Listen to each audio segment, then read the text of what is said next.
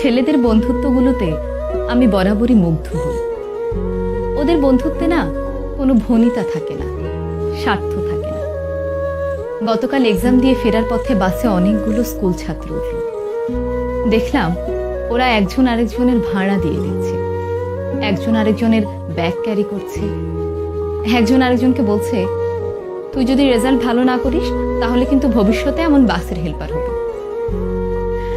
আরেকজন বলছে, আর তুই পানের দোকানদার হবি। ওদের এই খুনসুটিগুলো দেখতে আমার বেশ ভালো লাগছিল। আমি জানি না সামনের কিছু বছর পর ওরা কে কোথায় থাকবে, কার জীবনের মোড় কোন দিকে ঘুরে যাবে।